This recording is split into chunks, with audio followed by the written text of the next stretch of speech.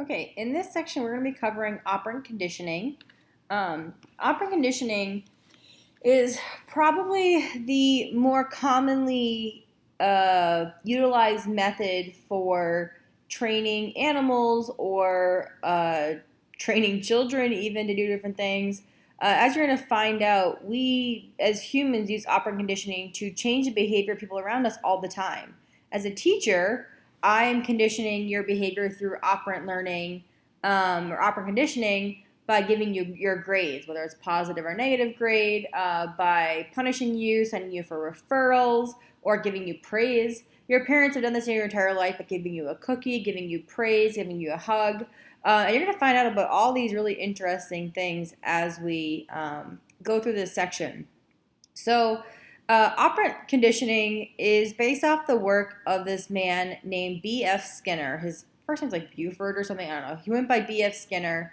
And he was really interested in learning, and he wanted to see how to get animals to do various behaviors and see if he could manipulate the process in which they learned. So one of the ways he did this, one of the revolutionary designs that he came up with was what he called the operant chamber. We now commonly refer to it as the Skinner box. We actually name it after him. It was a box that contained an animal, and it had one side that was open for viewing, sometimes two sides, and then on one side he would have kind of what you see here in the picture. It would be a metal side, and then there would be a place for food to be given to the animal. So in this case, this is a pigeon, and there'd be food pellets that would be dropped in when the animal performed the behavior. And especially for things like, for animals like pigeons, he would have these little discs, and the discs could light up, they could be neutral, and the bird would have to peck the disc. So for this example, the bird would peck this disc, and then a piece of food would come out, and they'd be rewarded for that behavior. For rats, they would typically use a lever. You maybe have seen, that in popular media where a rat's pressing a button or pressing a lever. That comes from this idea of the Skinner box or the operant chamber. The difference between operant conditioning and classical conditioning has to do with voluntary responses. So you're actually choosing to make these responses, whether you realize it or not. We're not harnessing our reflexes anymore, as well as we're talking about punishments and reinforcements. So essentially rewards and punishments, but we're talking about reinforcements. B.F. Skinner began his work looking at the work of this guy named Thorndike as well as Ivan Pavlov. So Thorndike was this researcher, and he wanted to see if animals could learn. Back around the turn of the century, a lot of scientists didn't think that animals had conscious awareness, that they couldn't learn. They didn't have any intelligence. And he also was reading at the same time, though, these heroic stories of animals who were saving their owners from harm. So dogs pulling children out of wells, or horses that would bring their owners back somewhere after they'd been lost, sled dogs doing remarkable feats. And he's like, man, that really does seem to show some sort of intelligence, but the scientific community didn't believe that. And so what he did is he took these cats, and they typically, with these types of experiments, in order to motivate the animal, he would make sure they were very hungry. So he wouldn't feed them for a day or so. And he put the cats into this box, and he called it the puzzle box, because the cat had to do a series of different tasks in order to open the door to reach food that was placed outside of the door. So think of if you have a cat or a dog at home, you have them in a box, and then they're super hungry, and you put their favorite food, maybe like beautiful, juicy, wet food, that disgusting stuff, outside this box, and they're going to be very motivated to get out. So for this example, the cat might have to press on this lever, might have to pull a string, and then hit a little wooden lever that would open the door. And so the cat would have to do a series of 3 different tasks. Now, the first time the cat was presented with this, it was essentially just trial and error. They'd be bumping around, pawing outside of the cage, and they wouldn't really be doing anything systematic, but they'd be trying to get out. And eventually, they would just happen upon the correct sequence of responses, and they would get out. The next time, they'd be a little bit faster and a little bit faster, and over time, the animal would be able to get out of the box within a matter of seconds. So this really did show that animals could learn, in particular these cats. He also looked to see if animals could learn by watching another animal do the task. There were some mixed results on that. We now see that they probably can, just not as directly as you and I could as humans. They're not quite as socially aware as you and I are. So here's B.F. Skinner with one of his operant chambers, and you can see the rat inside the chamber, and the rat has a little lever that it can press, and there's a little light. Sometimes they'll have it so like when the light goes, then they have to press the lever, and that's when they're going to be rewarded. The level of complexity changes depending on the task that they're looking at. So B.F. Skinner, he actually passed away in 1990, I believe, from pancreatic cancer, if I remember correctly. He proposed that the consequences of a behavior are critical for learning. So you aren't going to learn unless you have some sort of reinforcement telling you if you're doing a good job, a bad job, or neutral. And he developed the Skinner box. And not only did it, feed the animals when they did this test, is it allowed scientists to actually systematically record these responses. So in the past, if a researcher wanted to do this type of work, they would have to watch the animal move around the cage, and when it pressed the lever, it would have to give them food really quickly, and they have to do this for hours upon hours every day. And you can imagine the amount of willpower and time and just manpower it would take to do this type of research. Think of all the poor undergraduate researchers and graduate students who have to sit here and just watch these animals tool around their cages to drop in food. The Skinner box automated this process, as well as if you've ever seen like an old hospital show where they had the EEG hooked up to the person's heart, and then this machine's printing off a recording of it, and they pick it up and they look at the heart rate on like line on this sheet that's been printed out. That's what the Skinner box actually did. So it would print based off the time, so it's a continuous stream of paper, and then every time the animal responded, you would see like a jump in it, and then you would also be able to time how often it would get rewarded for that. So it could get rewarded every time, every third time, every fifth time. You could do randomly every 5 minutes.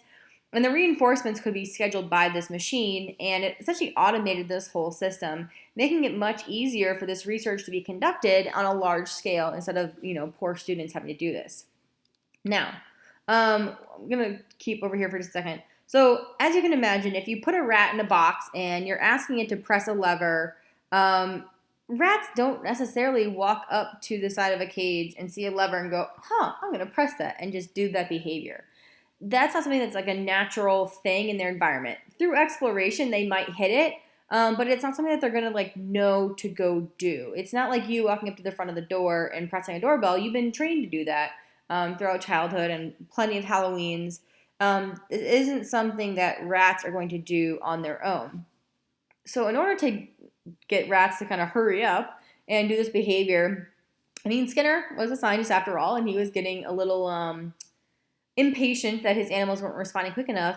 He started putting in the food or rewarding the animal every time it got a little bit closer to the lever, and then a little bit closer after that, and then actually touching the lever until they would actually consistently press the lever. Now, this type of training is called shaping. This is gradually molding the responses to a final desired pattern. And the steps that they go through is called a successive approximation. So, for an example, if you want to have the rat press this lever, first, you have to wait for the animal to do something that's close to your desired behavior. So first of all, every time the animal is on that side of the cage, you would give them the reinforcement or the food. And then the next time was like, okay, if they're walking towards it, you reinforce it. And then the next time it touches the lever with any part of its body, you give the reward. And then it's only if it touches it with its paw, you give the reward. And then only when it actually presses the lever do you give the reward. And so you build up to the correct behavior, that your desired behavior, through these successive approximations. Now, if you ever watched a show and you've seen animals doing complicated tricks, this is how they're taught. Or if you've ever gone to SeaWorld or Seaquarium and you see seals, dolphins, whales, whatever, doing these types of complex behaviors, they're actually learning this through shaping. Now, I'll put a video in the playlist of a dog trainer who has shaped her dog to do a couple different tricks. One is to sit in a box, and then the other one is to sit on top of a box. And you can see how she used the clicker to train that dog to shape its behavior into their desired response.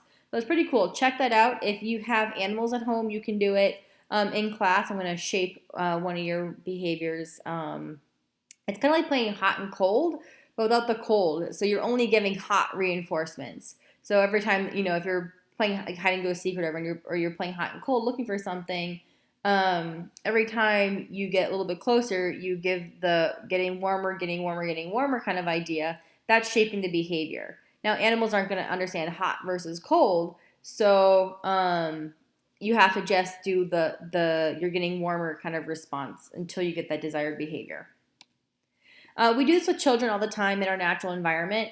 So we use this method of successive approximations towards target behavior when kids are learning how to eat. So with a little baby, as soon as like they pick up anything and they put it in their mouth, we get so excited and we're like, oh my God, you did it, good job. So they pick up a Cheerio and they put it in their mouth. We're going to be so excited and we're going to reinforce that behavior through praise. They're also going to be reinforced by actually getting some food in their mouth and feeding themselves, and they're going to be oh so happy. When the child gets a little bit older, picking up a Cheerio is no longer a remarkable skill, and so you're only going to praise them when they maybe use a spoon to scoop their yogurt. And then it's only when they're using a correct hand hold, or they're using a fork and then using a fork and knife, and then by the time the child is 5 or 6 years old, they should be able to correctly feed themselves within some moderate level of politeness, and we're no longer reinforcing picking up a Cheerio with their fingers. So we continually reinforce the behaviors that we're trying to get. Teachers do the same thing. We reinforce step by step changes in behavior to a positive way. So changes in your writing or changes in the way you solve a math problem, we will reinforce that through praise, through better grades, and everything else just like that. You probably had no idea that your behavior's been shaped, but it has been throughout your entire life. So reinforcement, or the item that we're actually using, is what's called a reinforcer. So that's any event that reliably increases the probability or frequency of the responses that follow it. So giving a mouse a little food pellet, giving a monkey a sip of juice, giving my dog a treat, giving you praise, a sticker, a good grade. These are all reinforcers. If I give you a good grade after you study hard, it's going to increase the amount of studying you do. If I give my dog a treat for going poop outside, then it's going to more reliably and with more frequency poop outside. Oftentimes, we will go back and forth using the word reinforcement and reward interchangeably, but it's not really the same thing. Rewards don't always increase responding. So, for an example, if you're really full, a cookie is not going to be a reinforcer. You're just too full. And so, like in this example, if you give a child a reward, like a piece of chocolate, it's only going to work if the child likes chocolate. So, a reward is not a universality. Reinforcement is within that time frame what is going to work to reinforce that behavior or increase that behavior. Punishments, on the other hand, are any event that reliably decreases the probability or frequency of the responses that follow it. It could be shocking an animal, scolding a child, putting a child in timeout, grounding a teenager, taking away your phone, giving prison or jail time, maybe a fine. All those things are going to decrease the likelihood of that behavior happening again. So if the child breaks something, you scold them, they're less likely to maybe horse around near delicate objects. Giving a child a timeout for hitting their sibling, hopefully it'll decrease the likelihood of them lashing out and hitting. Giving people jail time or prison time for driving under the influence of alcohol is hopefully going to decrease the likelihood of drinking and driving. So we use punishments to shape people's behavior in a way that decreases the frequency of that response.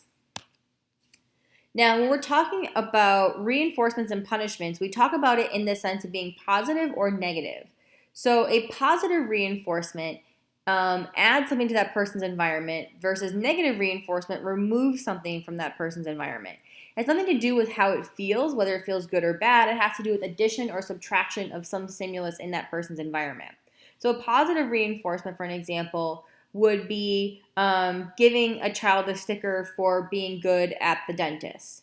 A negative reinforcement is taking away something to increase that person's behavior. So for example, Your car, if you don't buckle your seatbelt, it's probably going to make an obnoxious dinging noise.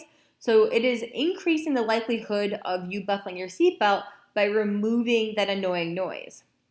So it again doesn't feel good to have that awful noise, but because you don't like that noise, it's going to increase the likelihood of you buckling your seatbelt. Positive punishment, again, that kind of sounds strange, but that's again adding something to the environment that decreases the likelihood of that behavior. So I would say adding a scolding. So you're putting something in the environment. You're scolding that child. You're going to decrease the likelihood of them doing that naughty behavior. Negative punishment would be removing something. So taking away someone's freedom or taking away someone's money to punish them for a bad behavior. So giving them a fine, depending on how you think of it, you could be giving them the fine or you could be taking away their money. But for them, maybe doing something bad like driving under the influence of alcohol. So here's a few more examples to help you understand it. So positive reinforcement. So you put coins into a vending machine. You have the presentation of the bag of chips, so you get that pleasant reward or that reinforcement of your bag of chips, and then therefore you're more likely to use that vending machine in the future. If you've ever gone to the vending machines on the breezeway, or you will next year, you could be putting in money into the vending machine. It doesn't give you your bag of chips. That has taken away your money, so you're less likely to use that machine again. But if you find a machine that reliably works, you're more likely to use it, and that is a positive reinforcement. So machines also reinforce our behavior, like I said, with the seatbelts, with chips, even your phone, getting notifications or getting points in a video game. These are all things that are going to positively reinforce your behavior. Negative reinforcement, this is a hilarious example. So you're in the middle of a boring date, so you tell the guy, oh man, I have such a bad headache, I'm sorry, I have to leave. So you've terminated your unpleasant stimulus, so the date gets to end early, and then the next time you're on a boring date, you can use the same tactic. It has worked for you in the past, you can work for it again. So you remove the unpleasant stimulus of the bad date by faking that headache, and then therefore you're more likely to use that headache excuse in the future. Positive punishment, you could be squirting your cat for scratching the furniture, so you're adding the spray, which is decreasing the scratching behavior. A negative punishment could be taking away your phone after you get a bad grade. Maybe some of your parents have tried this tactic before. Now the thing is that the punisher, if it's too mild for that individual, there's little incentive for that person to change his or her behavior. So if you fail this class, if your parents are like, oh man, we're going to punish you, we're going to take your phone away from you for an hour, you're going to be like, okay, that's a mild annoyance, no big deal. But if they say, I'm going to take away your phone for an entire month, you're more likely to kind of sit up and listen. So depending how severe that consequence is, that will change that person's behavior and make them more or less likely to continue to do it. Positive reinforcement, I like this here. So teachers will use this oftentimes, and there's a lot of stigma out there about using punishments, so taking things away or scolding children. So I like this teacher's approach. I like how Bonnie's not stepping on my last nerve. So you're positively reinforcing that one child's positive behavior while maybe ignoring the children who are acting inappropriately. So silly cartoon. So punishment, I want you to make sure you read the section on punishment. This is really important. But think about what is a punisher, how effective is a punishment, relating to the timing, consistency, and intensity of the punishment. What are some of the drawbacks of punishment? What's the role of aggression in punishment? And what's the best way to use punishment? So what are the best practices for punishing? Maybe you can hand that section over to your folks as well. So how can you use conditioning principles to apply them to your everyday life? So first of all, choose a target behavior. So identify an action or an activity that you want to change. So maybe you want to increase your studying for history. Maybe you're really struggling right now in that class. So identify what you want to change. You're like, man, I need to study more for history. So first of all, you want to record a baseline. So record how much time you currently spend doing that target activity and count the number of desired or undesired responses you make each day. So let's say you study 3 hours a week for history, and you've done it over the course of 5 days. So 5 days a week you study, and it totals up to about 3 hours. Establish goals. Maybe you want to study 5 hours a week instead of just 3 hours, and you want to do an hour every day. So remember the principle of shaping, set yourself realistic goals, and so maybe instead of going straight to 5 hours a week, go up to 3.5, and then to 4, 4.5, and then to 5. So set up a weekly goal to get ready. So instead of doing just 3 hours this week, you're going to do 3.5.